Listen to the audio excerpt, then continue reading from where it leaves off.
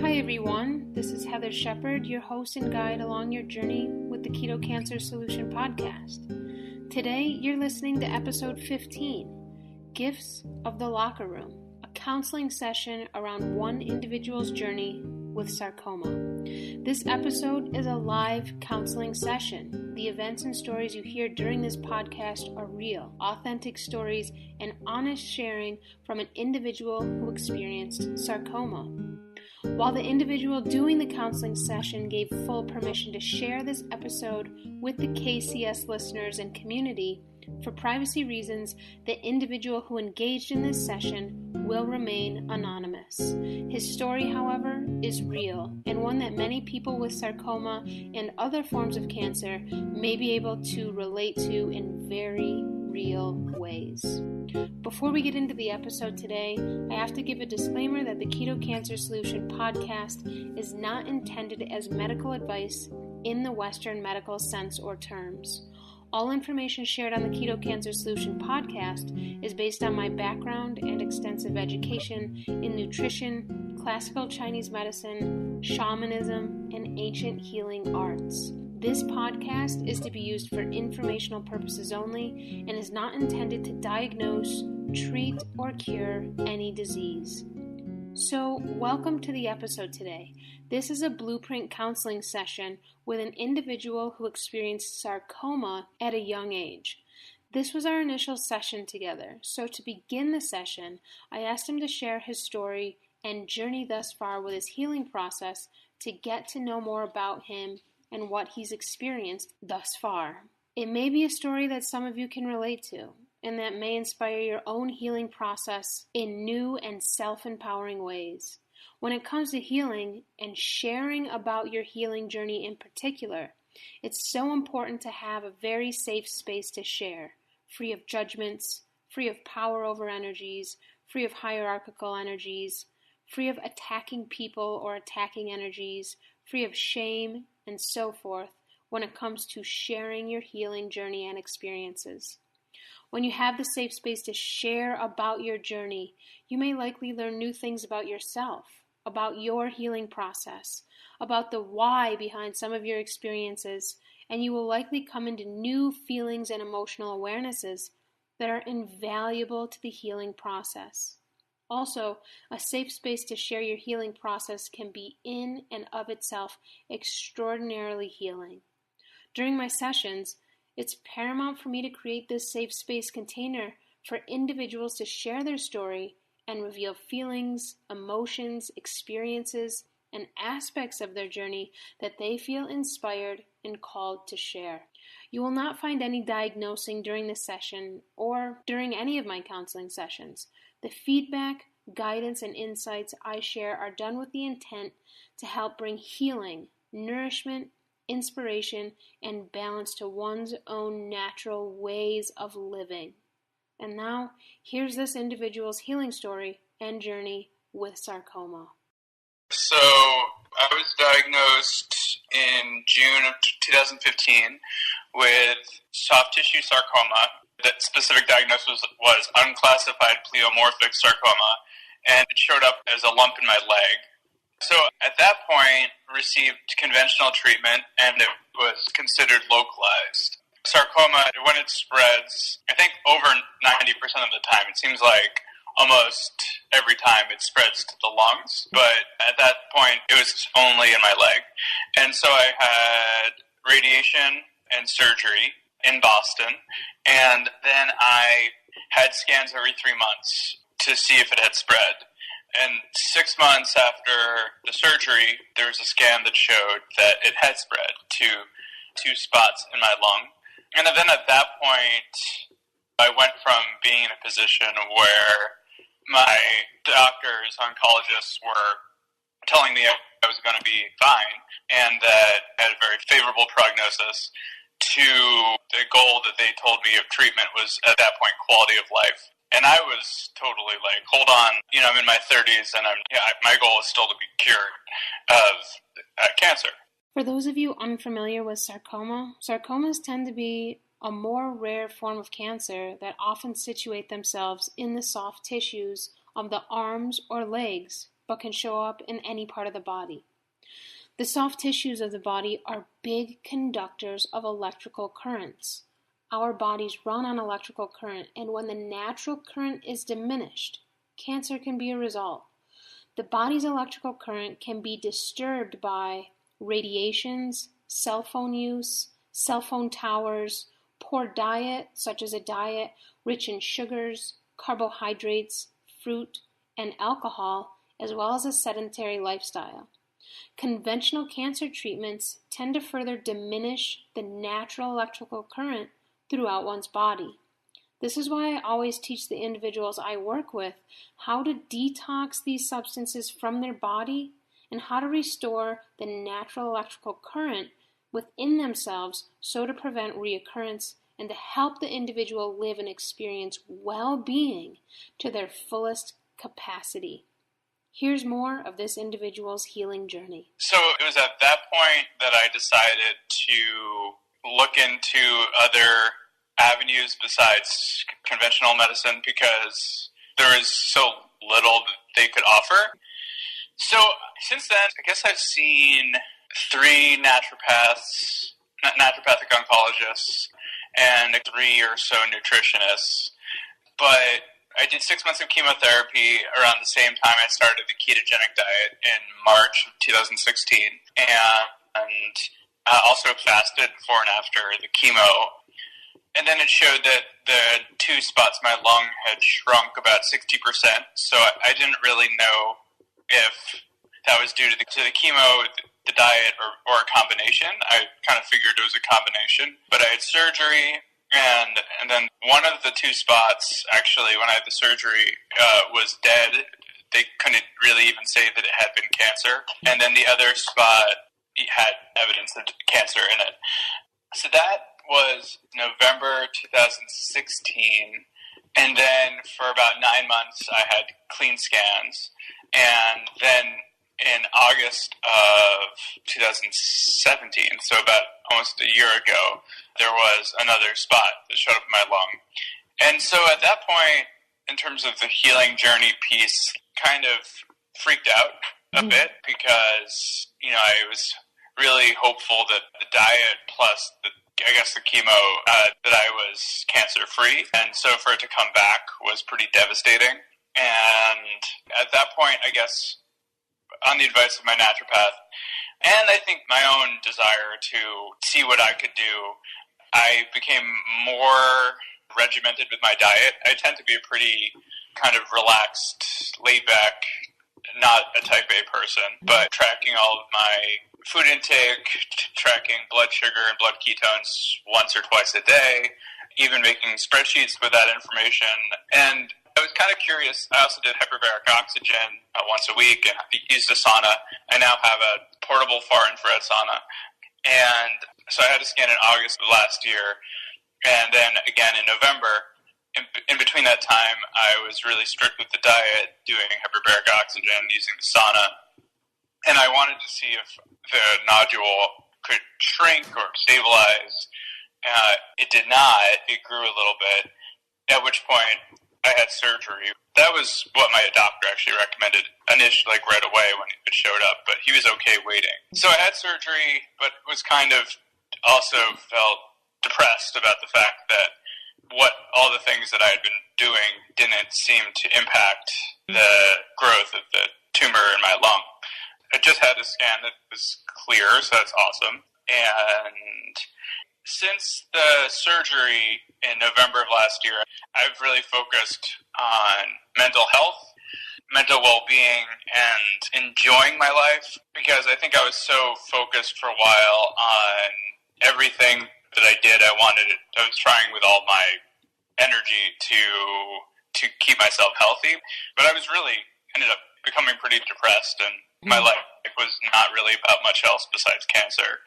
So I think at this point I'm trying to find more of a balance between, it's very important, or maybe essential, that I'm enjoying my life and doing things I enjoy, while simultaneously feeling like I'm doing enough in terms of the ketogenic naturopathic stuff. I am so thankful that this individual shared about his commitment to his healing process. You may notice and this is extremely common in most cancer and other chronic and degenerative disease instances, that the focus of the healing is mostly on linear aspects of helping to remove the disease from his body. However, the biggest components to diseases such as cancer, in my experience, are emotional, related, and purpose-related issues. In my experience, yes, the diet, of course, is exceptionally important, as are the supplements and detox protocols. However, until deeper aspects of the emotions are not just talked about, but when they're implemented in ways that help unhealthy emotions actually shift and move on from your experience, and until you can start to lead a life that's in alignment with your many purposes, a cure in many cases may not be achieved until all of these holistic ways of living are not only talked about and addressed, but are implemented and lived throughout one's daily life. So, after this individual shared about his healing journey, I asked him what he wanted to address and share during our session together. I think what I mentioned about my diet and I guess conflict about how rigid or how strict to be with food, I sort of feel like food has become more of a stressor than anything else. Right now, I feel like food is a source of stress, and it would be nice to come to a point where I was sort of at peace with food and able to enjoy food and, you know, have that be a nourishing part of my life rather than like a stressful part. So can you talk a little bit about maybe some more specifics around the stress you feel with food right now? Yeah, sure. So I think a good example is that both in the past and currently, I used to test my blood sugar and blood ketones a lot, once or twice a day.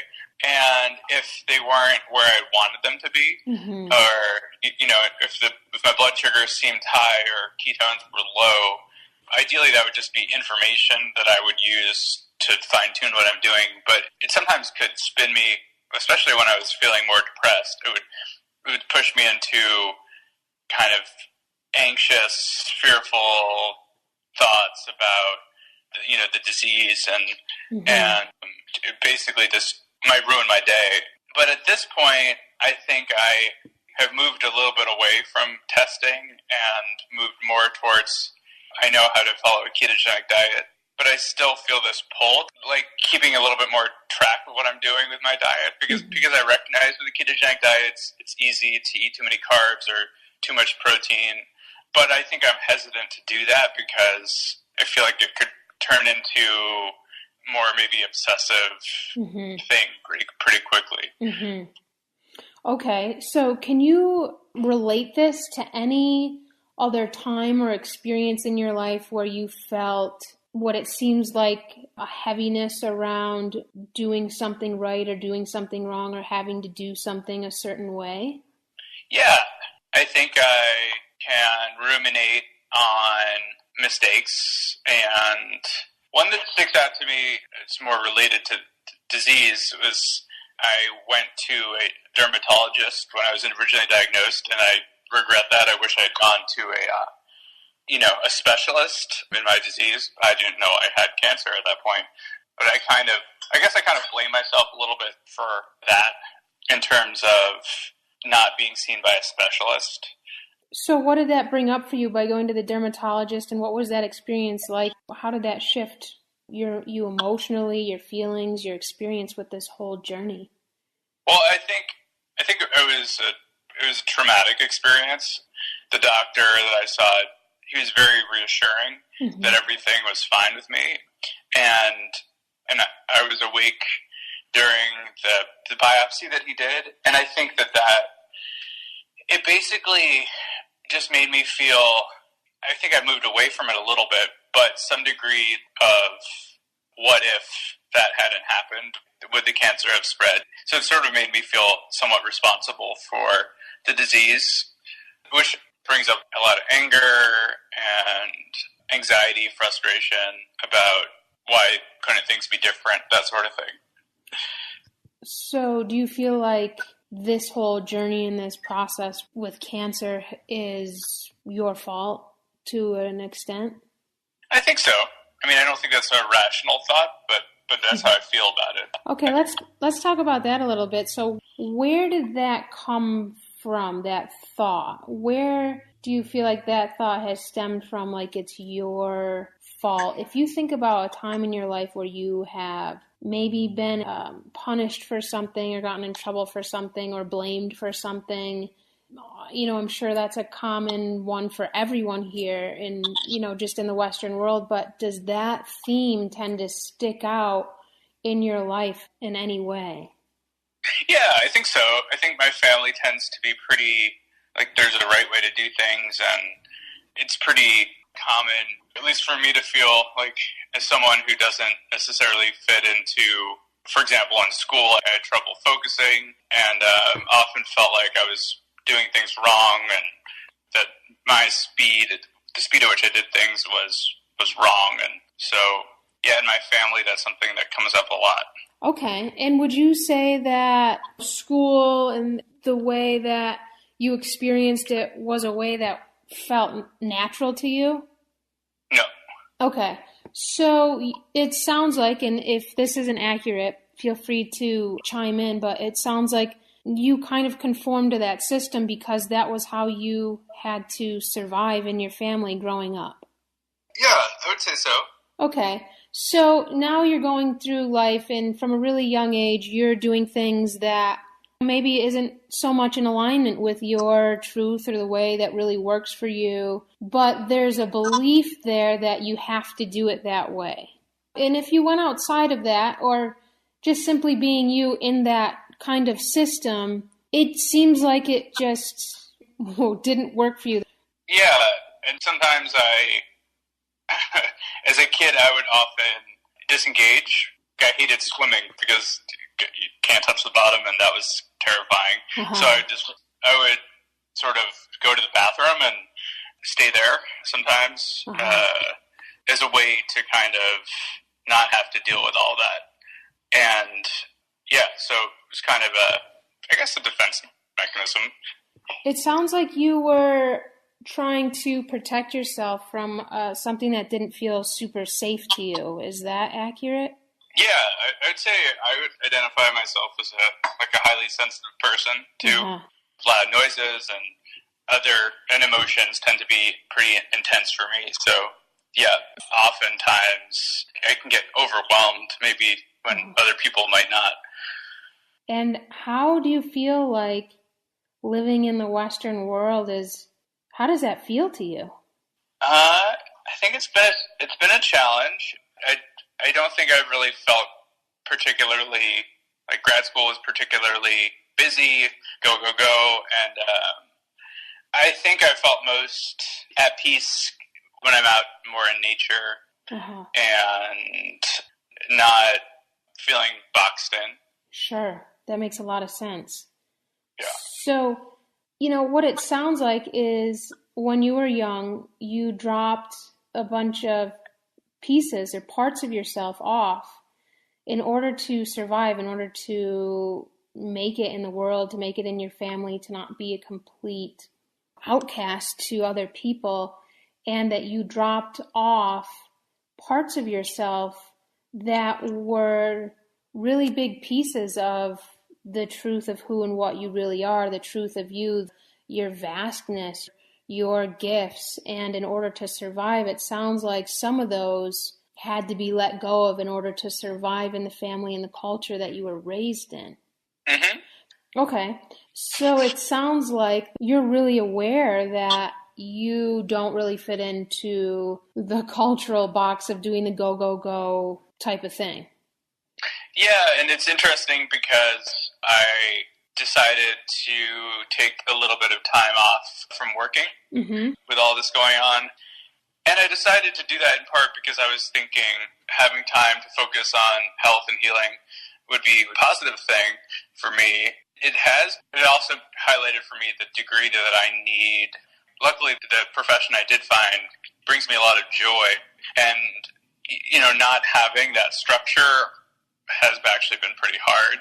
So I would agree with you. I think that I've become more aware I guess what I'm saying is I tried to reject, and maybe even because of cancer, I was like, well, clearly going at this crazy pace wasn't working, so let me try something different. Mm-hmm. And taking that time off and not having as much structure was actually, in some ways, maybe even just really hard. Okay. It's kind of like one of those Goldilocks situations where it's like too hot or too cold, like too much or too little going on. Okay. Yeah. So I'm trying to find a middle ground. Now, this is a really common thing that happens to a lot of people in our culture. When something doesn't feel quite right to us, typically one of two things happen. One, some people continue to push through the discomfort because of the heavy responsibilities they feel, or because they fear what people will think of them if they did something different, or they fear that the money will run out if they make a shift. Whereas other people get into a job or a lifestyle that doesn't work for them, and they're able to make a shift, a different choice. For the folks who choose to make a big shift, like this individual on the show is talking about, shifting his lifestyle from the go-go-go modern way to a slower pace, often folks who shift out of something undesirable to something they think would be more desirable can eventually feel pretty empty inside. This is because we often make shifts or changes in our life without really knowing who we are. We tend to go from one thing to the next, thinking that the next thing will be better. However, without knowing the truth of who you are, without knowing at least some of your many purposes and passions, without knowing what you really want, without knowing how you really want to spend your time, all very important questions that I invite the individuals that I work with to explore in very deep and profound ways. Without asking deeper questions like this, the end result will likely always feel empty because it's not what you really want. So you can really see that this individual is seeking a deeper meaning to his life. He's seeking a way of living that really works for him. However, he hasn't quite grasped how to go about this in a way that really works for him. And it's very likely that this individual's journey with cancer is in very large part attempting to guide him to these deeper places. He hasn't done anything wrong. He's simply finding his way. After hearing this big piece around his desires to live life differently outside of the cultural boxes, but he's not quite sure how to go about that yet, I ask him some questions to see if I can stimulate these deeper, innate knowings he has about his own life. So you're trying to find a balance through this whole thing, trying to get out of fight or flight. You've taken a step back from work to try to nourish yourself, and you're finding that that pace or that lifestyle isn't really working for you in the way that you thought or hoped for, or... Mm-hmm. Okay. So now you're looking for more of a balance? Yeah. And so when you're with yourself, you're not in the workplace, you're doing your own thing, what are the emotions or the feelings that come up for you when you're in that space? Well, I think right now I find a lot more contentment and joy, and I'm a lot happier. If you asked me this question 6 months ago, the answers would have been very different, but spending time with my dog and being outside and spending time with my family and girlfriend, those are all, for the most part, I feel a lot of contentment and joy in doing those things. I mean, as I'm sure anyone with cancer or dealing with a serious illness, I have moments. I think I've been more and more integrating me emotionally, like meditation and yoga and exercise. So there are moments when I'm feeling anxious, on edge, and I think that actually food can be a big trigger for that because of the fear that I might be eating the wrong thing, basically. Okay. So this anxiety around food, around not eating the right thing, it's really, really common in our culture to make right or wrong or better than or less than when it comes to food, when it comes to anything in our world. So something that may be really helpful to explore is to bringing yourself in a place of non-judgment of, a lot of people when they get cancer or anything that's not going well with their body or not going well with their life, they tend to go to that place or that question of what am I doing wrong? And that question of what am I doing wrong tends to really color and dominate the thoughts. When something really big like that is up, like a cancer diagnosis, like maybe someone loses their job, for example, some, big things like that. And we tend to place a lot of blame on ourselves. And like you're describing here, when you're in school, you're not really fitting into that system in that box. And that thought of what am I doing wrong likely stemmed from started from a very young age in you. And when we focus on what am I doing wrong, it's just not accurate of the situation, because this situation that you're experiencing is not because you've done something wrong.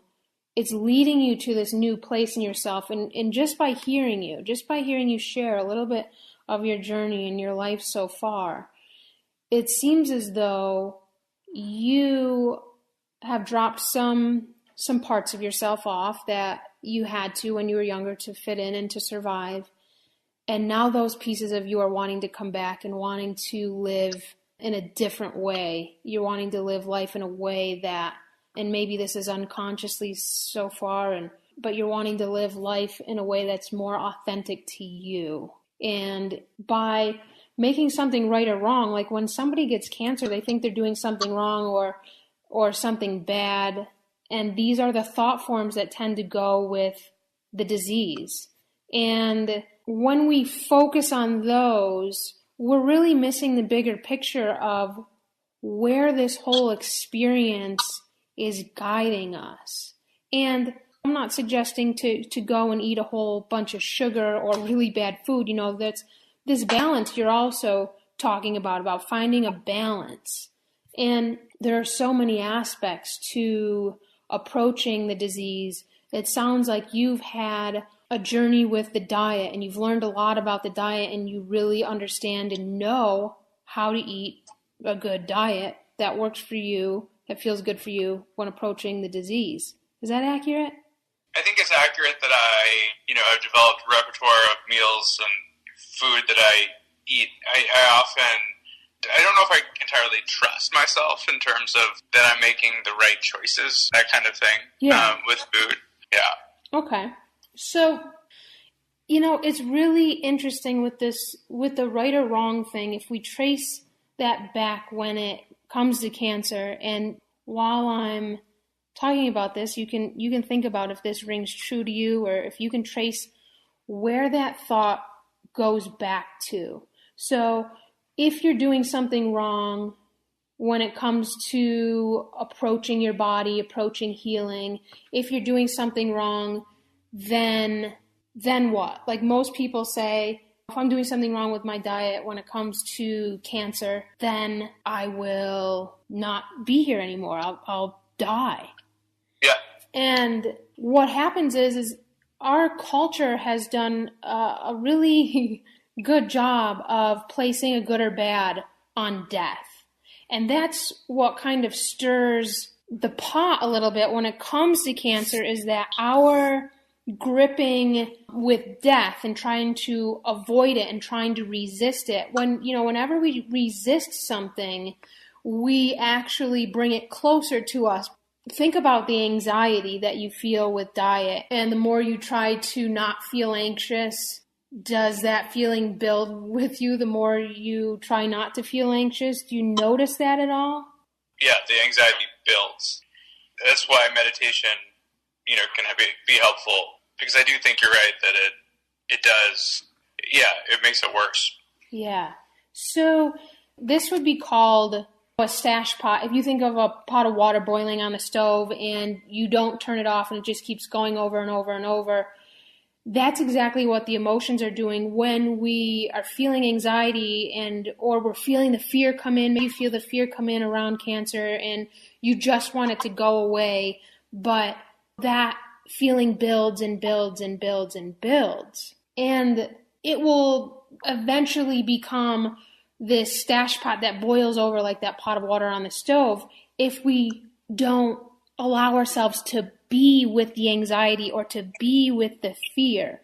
So when you're sitting with this anxiety, when you're feeling this anxiety around food, instead of going to go away, I don't want you here, I would be okay if you just weren't here. Instead of that, I would invite you to sit with your anxiety and to really feel into it and to see what's behind the anxiety. And when I say that, does anything come to you when you feel into the anxiety around food or around any of this? Well, I mean, one thing that comes up is that I could imagine myself in those situations sometimes when I'm in my apartment or wherever and thinking, okay, I'm hungry, what do I want to eat? Part of me just doesn't want to eat anything because I feel like if I don't eat, then I can't eat the wrong thing. And then obviously fasting is like something that's encouraged on the ketogenic diet. But I mean, I guess that isn't that different than me also when I was a kid deciding I'm just going to avoid the swimming pool. Yeah. Yes. Yeah, nice catch. That's really similar. So if you were to go back to the swimming pool and do that in a way that really worked for you, if you were just to play that out right now, what would that look like? If you could choose, it would be safe, you would be in your power, you'd be making a choice that worked for you, what would that scene look like? That's a good question. I think I would be able to be in a part of the pool where I could touch the ground. And I wouldn't have someone telling me, oftentimes I'm kind of surprised to remember this, but like the teachers would be in front of you and keep themselves a certain distance in front of you, so you had to swim to get to them. And I remember being like, stop it. Like I just being able to have more control, I guess, over, how the lesson goes, how much I want to put myself out there and like how much risk I want to take rather than being pushed into that. Okay. So it sounds like you really wanted to have the freedom to feel out and create a safe space in the pool. Yeah. Okay, so let's say that you're in the pool and you're doing this, you're able to create your safe space, and let's just bring in some details about what that would look like. Like, would anyone else be in the pool ideally? Would you just be by yourself? Would you be floating? Would you be, let's just play that out a little bit about what you would prefer. I guess I think maybe it would be less crowded. Maybe there'd be some other people, but it wouldn't be too crowded. I like floating on my back. And one thing I hated is at a certain point learning to do somersaults underwater. And I still can't really handle being upside down underwater. And so yeah, being on my back, floating, doing the backstroke, and kind of looking at the ceiling. And yeah, and I think in that situation also able to just be more focused on my breath rather than when there's a lot of stuff going on, it's hard for me to, I guess, just keep track of everything, and it becomes overstimulating, I think. So if you think of the feeling of being in the pool, floating on your back, having the freedom to do it in a way that feels good to you, how do you feel in your body? Relaxed. So, and then when you are in the locker room and you're kind of hiding away from the pool, how do you feel in your body then? Anxious, embarrassed. Embarrassed because I'm, I guess, ashamed because I feel like that I should be able to be in the pool. Yeah. So has this experience with cancer brought up any of that embarrassment or shame around your body? Oh, yeah, definitely. And does that feel similar that when you were hiding away in the locker room, that shame and embarrassment? Yeah, I would say so. And I think I've also realized that, on some level, over the last year, just realized that it's kind of ridiculous to say that, let's say the cancer recurs and let's say I die. That doesn't mean I failed. I think I realized that because I was thinking about other people who, like an author who wrote a book about meditation and cancer, and she had cancer and she died. And it struck me like for me to look at someone else who had a disease and died and think that they're a failure. It doesn't seem fair to that person to treat them that way. And I wouldn't want to give anyone else the impression that if their disease progressed, that that's their fault.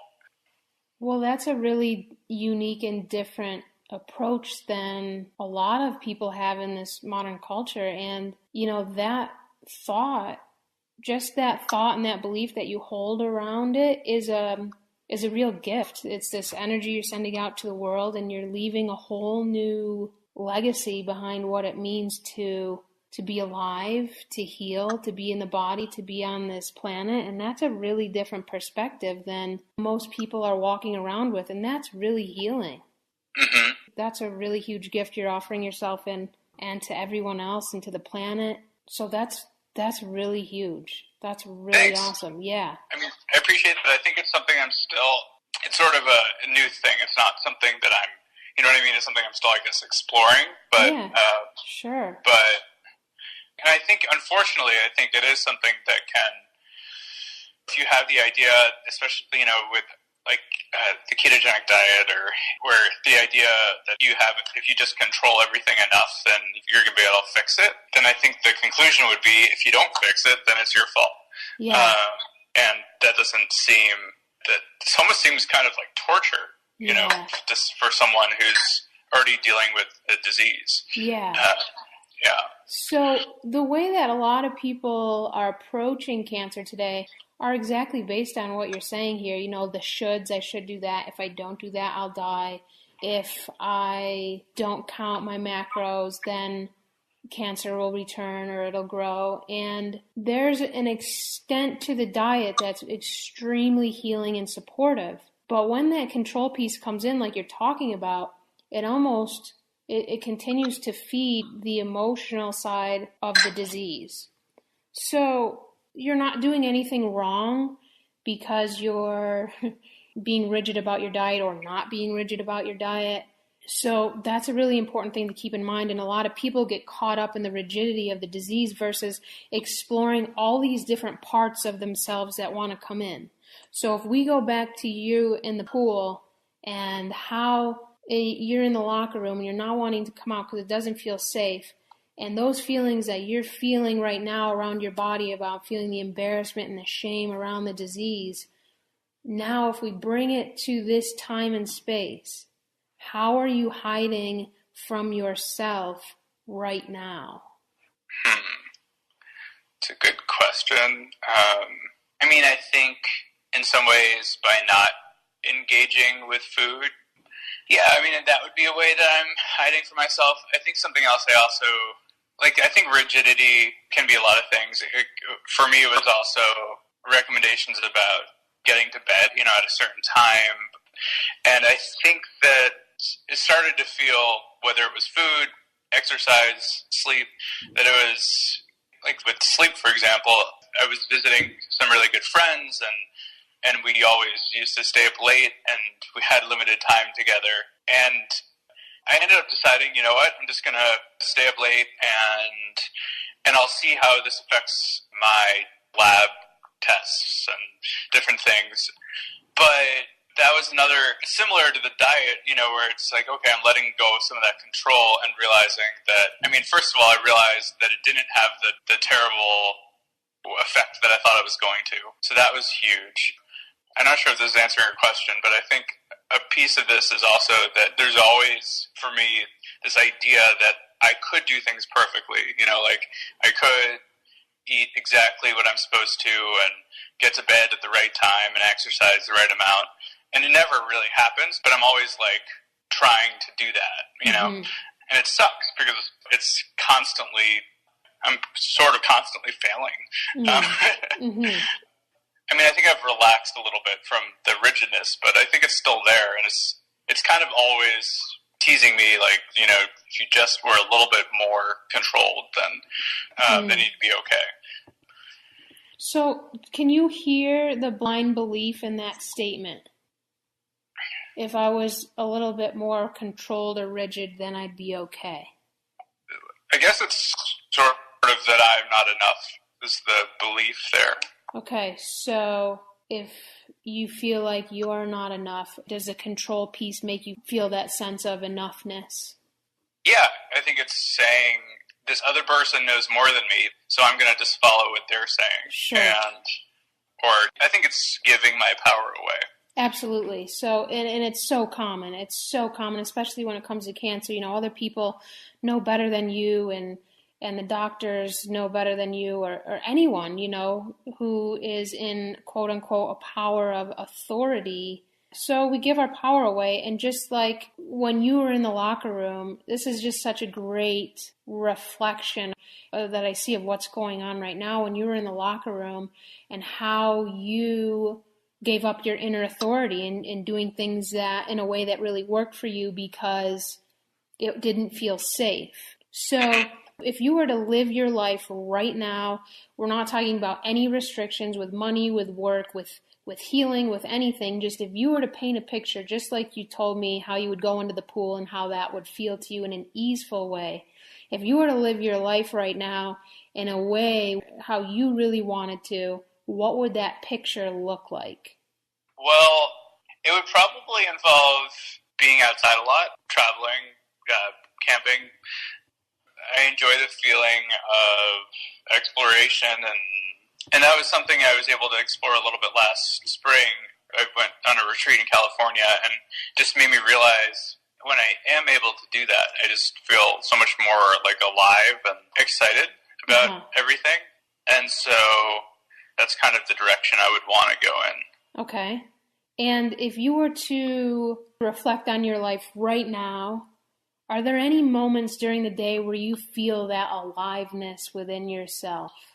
Yeah, I think when I'm walking my dog, and he requires a ridiculous amount of exercise. So he's an Australian Shepherd. And so watching him chase after a Frisbee is pretty, he's pretty crazy. And so it's pretty fun to watch. And I think it helps me get outside of myself. Yeah. So, you know, what you're describing here is something with these blind beliefs, with the feelings of not feeling good enough or worthy, with the feelings of failure and rigidity. These are things that we call masks. They don't have anything to do with who and what we really are, but we take on these masks, these identities, in order to fit into the culture, to our families, to our lives, in a way that we think we need to in order to survive. And what happens is in doing so, we usually do this at a really young age. We usually take on these false identities at a really young age in order to survive in our families, school, our community, etc. So what happens is that we give up parts of ourselves that are really important that we've come here to experience. Our creative gifts, our passions, ways of living that really work for us, ways of working that really work for us.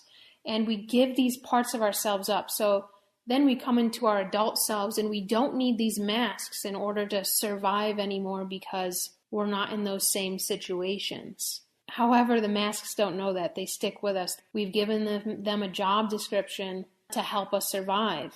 And until we set the masks free and come into the parts of ourselves that we've dropped off, you know, the creative gifts, the passions, the ways of living that really, really, really deep down on a soul level are what we've come here to experience, those things don't know how to come back in until we learn to let go of the masks and choose a different way of living that's more in alignment with our authenticity. So I want to bring in this piece because as soon as you started to tell your story about your journey here, you brought up that this whole piece started on your leg.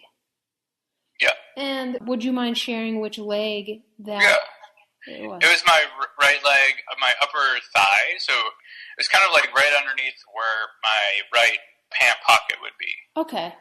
So if we were to take a look at this just from we're bringing in a nonlinear perspective here. The Western world would think this was really really crazy, but we're bringing in a nonlinear perspective to see if it resonates with you. So the right side can be the masculine oriented side, meaning the way that we, the to-do lists, what we get done on a daily basis, what we want to accomplish, those sort of things that are very linear, task related. So you had this come up, this cancer, this growth come up on your right leg.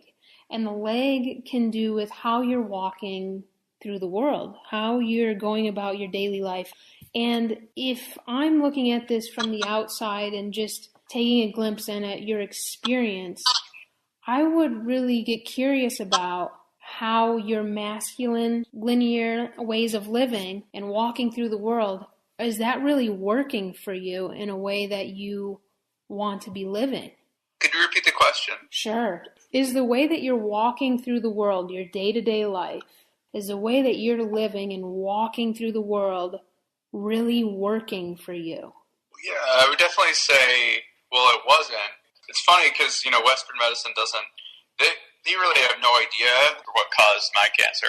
But I was diagnosed 3 weeks before I finished a 5-year graduate program. And I was thinking for like a year or two before that, or maybe longer, I was like, I needed break. However, I can't, it's not possible to do that. I just need to get through this and then I'll be able to take a break. Okay. And then I was diagnosed 3 weeks before I was going to be finished and ostensibly have a break, but, then it wasn't in the way that I anticipated. Okay. So no. I think in a lot of ways able to adapt myself to the demands of my grad program, but it came at a cost in terms of being able to do the things that made me feel alive, I guess, or wanted to do. Sure. But it was like I was really after, and I'm passionate about the field I was in, and so it was like, and I had to talk to other folks and realized it seemed like the conventional wisdom is you got to put whatever else you desire aside and pick that up after grad school. That's sort of the normal thing to do, unfortunately. And so, no, that wasn't working in terms of the just constantly on the move, constantly having stuff to do. And do you feel how that feels in your body when you go back to that situation and you're constantly having to move and to do and to meet deadlines and that sort of thing? How does your body feel? Frenetic, yeah. Do you feel it in any specific area of your body? Yeah. Anxiety tends to show up for me as like tension in my chest, in the middle of my chest, kind of like just like a ball of energy. And what do you do with that when you feel it? What's your response to it, or what's your dialogue with it, or what's your relationship with that anxiety, that ball in your chest? Well, it makes me speak faster, and I think it kind of activates the fight or flight response. And I think I view it as a threat, and it can make me feel unsafe and on edge. Okay. Yeah. And if you were to track that feeling back for a time in your life when you first started to notice that ball in your chest, do you have any recollection of when that began? Well, I mean, I think the pool thing is probably pretty feeling like I couldn't touch the bottom of the pool, and then the response of, well, I'm just going to control this by going to the bathroom. Yeah, I mean, I'm sure there are other things, but that's definitely was a pretty good example.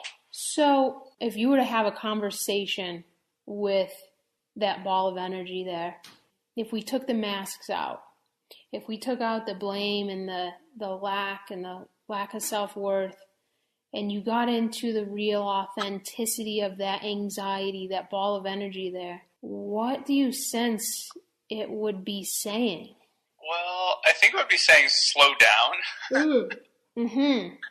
Yeah, I've thought about that a little, that it would be sort of saying slow down. I mean, I would tell it to go away. Sure.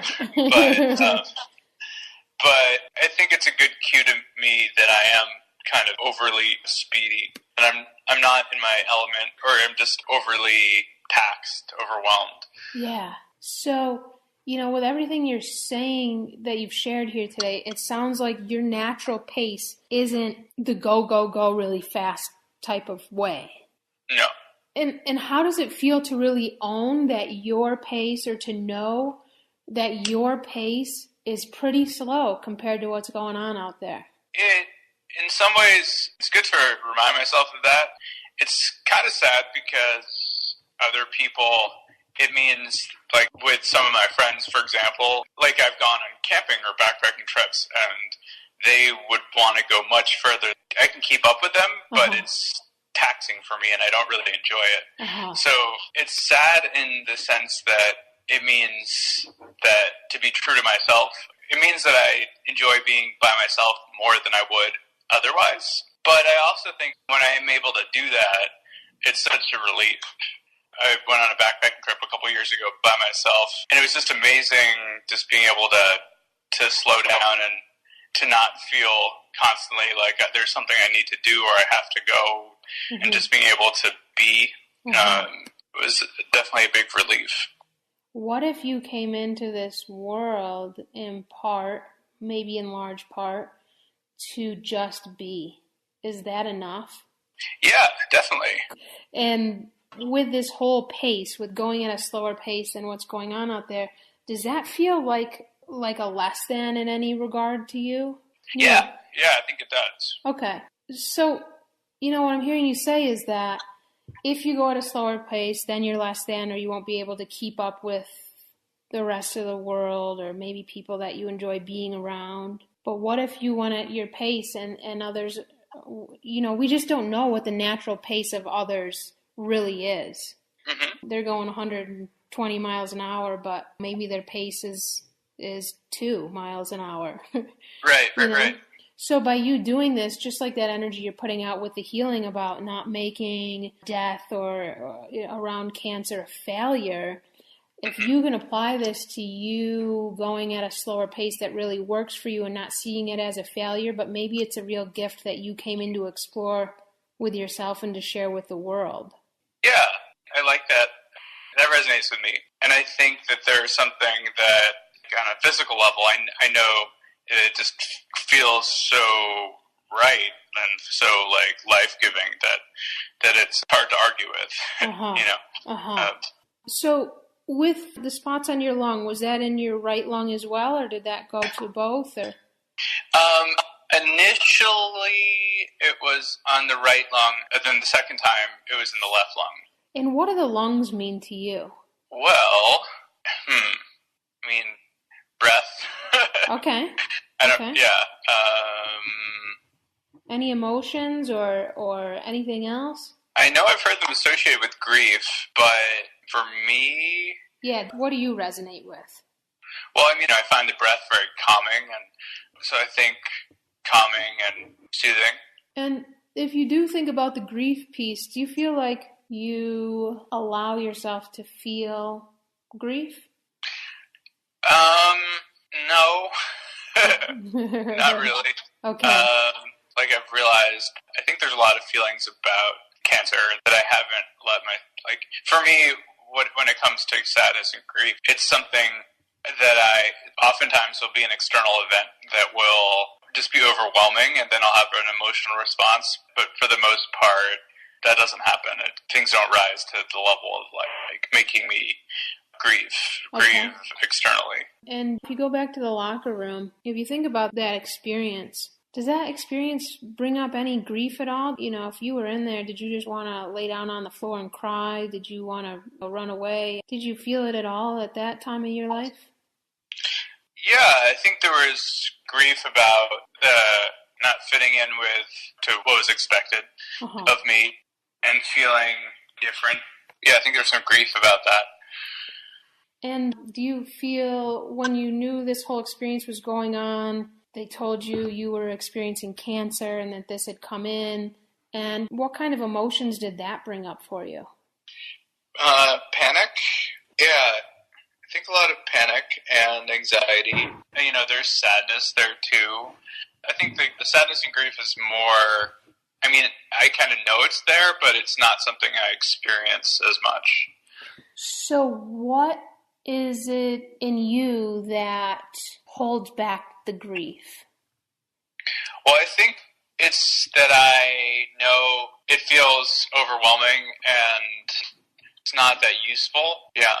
I guess the main thing is it feels never ending. It feels like, dealing with this disease is sort of never ending, and there's a lot in terms of resiliency, like that it would almost, being in that grief would make it harder to continue to do the things I enjoy. Yeah. So this is a really good point that you bring up, because I think that it's a really common one, that if you started to actually grieve or let the tears out, that it would be never ending, it would be over consuming, and it would take up a lot of your time and energy and space. Right. And I think that's something that also comes from my family. And what if feeling your grief, and a lot of people confuse grief with wallowing. Like they get really into the grief, but then they allow the grief to take them into a depression, or they allow the emotions to guide their direction versus letting your attention guide your direction. So the difference between allowing yourself to grieve and feel the emotions versus getting really down and depressed and stuck in the emotions is really two different energies, really, really different. So in our culture, there's no difference, there's no distinguishing thing between grief and then wallowing in something. So if we were to talk about grief, which it sounds like this may be the Horcrux to your healing journey, to allow yourself to feel this grief and to not get stuck in it, but to almost make it like a ceremony, make it like this part of your healing where you're going to let the grief out. There's a lot of pain in there. A lot of us have grown up with a lot of pain. We've been just forced into situations that weren't really natural to us or what we really wanted to do, just like you're describing with the whole pool scene. So usually people have a lot of grief built up, and we don't allow ourselves the time or the space to really let that out. And when someone's working with grief, one helpful thing can be, you're there, you're being with the feelings, you're letting them out. Maybe writing would be a way to help facilitate the grief out. You want to find ways that feel good to you to facilitate the grief. If you're not someone who cries really easily, that's okay. There's nothing wrong with you, but you need to find a way that works for you to help facilitate the grief. Maybe it's writing, maybe it's talking it out with yourself. You just have to find a way that works for you. And once you have let the grief out, once you have really, you've had this cycle and you've let the grief out, it's really important after that's done to go to these feelings that you're describing when it comes to your experiences with nature, of that aliveness, that in-love feeling with life, that joy, that pleasure, bringing these feelings in and bringing a memory in even that stimulates those feelings, so that once the grief is let out, you're replacing it with something different, because the body will always fill itself with something. You could cut those things out of your lungs as many times as you want, but if you're not refilling it with some different energy, then it'll just keep showing up in a similar energy, no matter what kind of diet you're eating. Does that make sense? Yeah, this makes sense, yeah. So allowing yourself the space to feel the grief, and a lot of people say they want to grieve and get it over with, but we don't want to put an end point on things. And just like when it comes to cancer, this may be part of your experience, and you'll always be on a healing journey. Everyone in this world will, if they open up and expand their thoughts and minds to that. But life is healing. Healing is a big part of life. And it'll change and shift and ebb and flow, and different cycles will come in and out with regard to what that healing looks like. So when it comes to grief, allowing yourself this space, not putting a timeline on it, not putting a good or a bad on it, it could be really helpful, especially when you refill yourself, or maybe after you've grieved, you go and you take your dog on a walk, or you throw the frisbee for your dog. These sort of things are really important to fill yourself with these different energies once the grief or whatever you're releasing is released. Mm-hmm. That makes sense to me. Okay. So does that bring up anything for you, or any questions or any wonderings or anything like that? Yeah, well, when I experience sadness or grief, I tend to focus on it. Like, I'll focus on it, the physical sensations in my body, and it tends to sort of pass or evaporate. Like, I don't cry.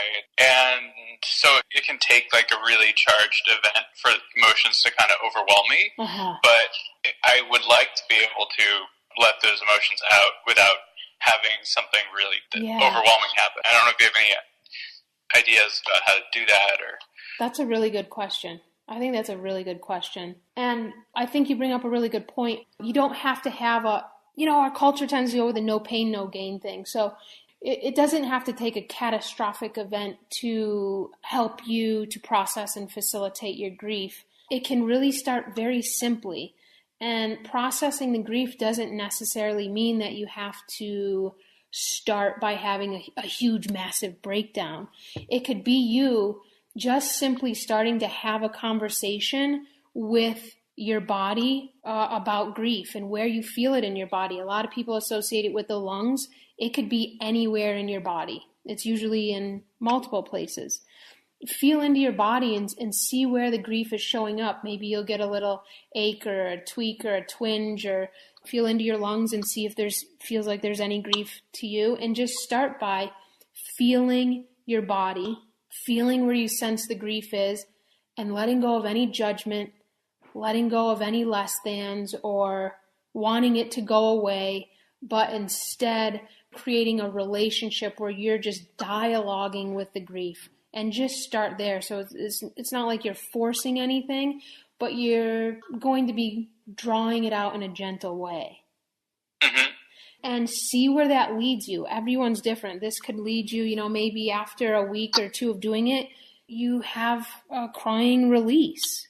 Or maybe after a month, or maybe after a year. You don't have to put a timetable on it, but you developing the relationship, acknowledging that it's there.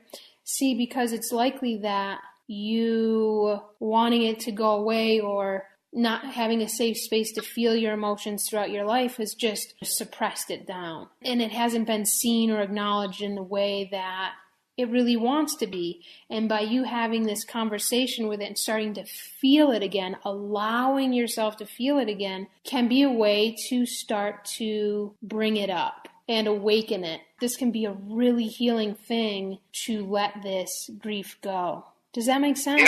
Yeah, that makes a lot of sense. Okay. Thank you. Yeah, I'd be really curious to hear how that goes for you and what you experience. What it sounds like when you're talking here is just that there's a lot of judgment that you're holding yourself in around your healing process, around your diet, and that's okay. It's so common. So many people do it. I've definitely done it around my diet and health, that if I don't do something a certain way, then X, Y, and Z that are all bad things will happen. Mm-hmm. And it's about having a balance with your diet, about feeling into what feels good to your body. And if it doesn't feel good to your body to eat something, no matter what anyone says, then that's part of you owning your own inner authority. So the whole thing around diet, around your healing process, is that it can be really helpful to get guidance from people who have experience with approaching the disease, that you feel really comfortable with, that don't power over you or try to make you conform to something, but also in that whole process of you finding your own inner authority when it comes to foods that work for you, when it comes to treatments that work for you, when it comes to a way of living that really works for you. Mm-hmm. That makes sense. Yeah. Does it bring up anything? Do you have any questions about that or any wonderings? Well, I definitely realized that I think I've been increasingly doing that, which is really good. I think a long-term thing for me is I take, on a daily basis, a huge number of supplements. Mm-hmm. And, it might kind of fall into the rigid thing because it's kind of like trying to do all the right things. So I feel like, I guess a long-term goal that I may have for myself is being able to relax that a little bit. So whenever you feel that rigidness, or whenever you hear yourself say the word, I should do this, or I should do that, whenever there's a should in there, just know that that's information that there's a mask running the decisions, and that your own inner authority isn't making the decisions. And that's not a good or a bad in itself either. It's just you're acknowledging it. You're seeing it for what it is. And if you want, you can make a different choice that really works for you. And often that can take some time to cultivate, to get to know what your own inner authority really is and how to hone that and how to let go of the masks. That can be a really, really helpful practice. Right. I feel like letting go of the masks often, for me, or the thing that would get in the way of that would be fear. And I know you said before, one way of being with that or fear, anxiety would just be feeling it in my body. Any other suggestions on how to work with fear? Yeah. Well, when you see fear, you can also know that that's a mask. So when you feel it, though, it's something to be acknowledged. And something that may be helpful is to go through, say it's a specific fear, like a fear around diet, that if you don't do it the right way, then you will not be here on this earth anymore this time. So if you can trace that fear back, where did that belief actually come from? And go through that whole belief, the whole process, see if you can track back where it came from. And you can see that it's from someone else's thoughts that you just kind of picked up. Like if someone else, someone else in the culture, someone else, a peer, a family member that you just picked up, and it's something that you actually don't even believe, but you just picked it up from someone else and have taken that on. Mm-hmm. Yeah, I definitely see that. Yeah, that can be really helpful. And then really getting into creating your own thought forms around things that are in alignment with your truth, your authenticity, can be really helpful. Something that I do with a lot of the people that I work with is I encourage them to make a mask journal and to write out their masks, write out the beliefs, write out where the beliefs stemmed from, write out what it says, the job description you've given it. So for, say, the slowness, the slow pace you like to live your life at, you can write out the mask that it's not okay to be slow and I'll always be behind, or, anything that mask is saying, to write that down, to let it out, to acknowledge it. And after you've let it out, the most important thing with the masks is to replace it with that in-love feeling with life, the pleasure, the joy. Having this letting go and then replacing with a different energy is just huge, if that makes sense. Yeah, that does make sense. So that's something I would suggest, is to trace the fear back and to give it, once you've traced it back, you've maybe written it out or spoke it out, about what it actually is saying, what it's saying in your mind, what it's saying in your body, and then you give it a new job description, can be so helpful. So kind of a new belief? Yeah. A new belief that is rooted in something that feels really not another mask, but something that is more based on that aliveness feeling you talk about. Great. Yeah. That sounds like maybe that would be a good starting place, is to just let the masks out around your beliefs around diet and to create new job descriptions that are based on song. Your unconditional love, we call it song in the shamanic tradition, but that song is just a poetic term that means pleasure, joy, unconditional love. It's a feeling sense. You want to really get into the feelings because you sound like you're a really feeling-based person. And that wasn't okay to grow up in the family and the peer group that you grew up to have all those feelings.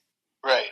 But it sounds like to me you have extraordinary amounts of unconditional love, of joy for life, of nature, and that's really something to be honored. It's huge gifts that you're offering yourself into the world. Those are huge, huge gifts. Yeah. How do you spell that? I'm just curious. Was it like in the shamanic tradition? You said song. Yeah, it's just like a song on the radio. Oh, I see. Yeah, yeah. So in every moment, anyone can be living in their song. They can be living in that feeling of joy, of unconditional love, pleasure, etc. Or they can be living in their masks, in those blind beliefs that we usually take on that are, stress, fear-based, based on the shoulds, based on have to, those sort of things. And so in every moment, you can either be living song or you can be living mask. And in the shamanic tradition, on a very basic level, the most important healing component, the most healing thing on the planet is to let go of the masks and live in your song as much as you can, as often as you can. Yeah, that makes a lot of sense. Nice. So I'm really happy that we got to connect here and do this today, and I appreciate you coming on and sharing, and I don't know if you have any additional questions or anything else you want to share or anything like that for today? Well, I really appreciate this. It's been really, really helpful and definitely made a lot of connections that I had not. So thank you. Yeah, I really appreciate it. And one thing that I would invite you to explore is how you really want to walk through the world, not based on the shoulds or have tos, but on how you really want to do it. That seems like something that's been very strong, especially in the placement of where the cancer was for you. Mm-hmm. Great. Yeah. We talked about the Mass Journal. I imagine that'll be a really good exercise. Mm-hmm. Anything else you recommend that might be helpful? After you do the Mass Journal, because some of those feelings and emotions can be more heavy, always go back to your song, always go back to that feeling, always follow it up with a new job description based on song. And I feel like that may be a really helpful thing to keep in mind. Yeah. Okay. And know that there's a lot of people out there who are experiencing this disease who don't think in this way. So you may be exposed to other people on social media or in your everyday life who can bring more of the heaviness to the disease. And that heaviness has been created from the thought forms and beliefs that have been created around cancer. Whereas, and you can explore this for yourself if that really is an authentic way of approaching it. Yeah, and I think I definitely really resonate with that. I think that in terms of social media, to some degree, be self-protective, and there are certain I think more mainstream groups like cancer support groups where there's a lot of negativity and fear and anxiety, and it seems really unhealthy. Yeah, so I've had to sort of filter that out, but I think that's just helpful to think about. That may not be really what's actually going on. I think it can seem like, that's just the way it is, because that's how everybody's acting. Yes. It's like if you think of a really popular music group during our time and how everyone just really, we give our power away to things like that. And we've done the same thing with cancer. We just assume that it's horrible. We assume that it's death. We assume that it's going to be this horrific experience, and we assume that we have to approach it in ways that actually don't work for us. And that's the thought form that's been created over time. So what I like to encourage people to do is to really own their own inner authority. And when you can do that, you can only do that really when you're in your song. You cannot be your own inner authority if you're in your masks, because your masks are your authority. I see. So if you are in your song, that's a really great place. I don't encourage people to make any kind of dietary or medical decisions when they're in that mask place, but to teach people how to get into their song, to feel their song, and then make a decision. No matter what that decision is, it's going to be something that feels much different than a decision made in mask, if that makes sense. Yeah, that makes a whole lot of sense, and I imagine that would be a learning process, because I think at this point I'd be like, it'd be hard to even know what that would look like. Yeah. So that I haven't really trusted that before. Right. Yeah, that's a really great point, because we give our power away to the masks, and they're making our decisions for the most part in our lives. And so this whole process of learning to let go of your masks and to feel your song is you coming into owning your own authority in a whole new way, where you're making decisions in all parts of your life that actually feel good to you and really work for you. Right.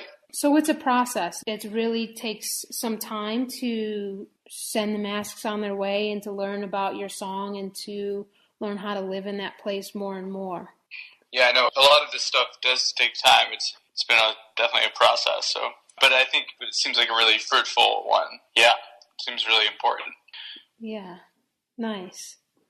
Well, I appreciate your willingness to do this together, and it's been really nice to connect with you and to get to know you a little bit more and to hear more about your story. It's been really, really nice. Yeah, this has been awesome. Thanks so much for joining me today for this podcast about one individual's healing journey and our initial counseling session around his journey. As a reference point, the tools, guidance, and exercises suggested on the show today are primarily based on my ongoing studies of a shamanic tradition called Keto. During my counseling sessions, I weave in the teachings of this ancient shamanic lineage, as this lineage is a 30,000 plus year old tradition that helps people live a life that's authentic to themselves and that's rooted in living a life of balance, ease, and awakeness. I hope you found this episode helpful and insightful along your own healing journey. If you'd like to engage in a Blueprint counseling session together, I invite you to reach out and contact me to have a conversation regarding what this would look like for you. And if you're interested in being a guest on the podcast and sharing your counseling session on the show, at this time I'm offering discounted counseling rates for individuals who feel called to share their story and Blueprint counseling session on the Keto Cancer Solution show. You can contact me at ketocancersolution@gmail.com, or you can visit me online at ketocancersolution.com. Thanks again, and we'll see you next time.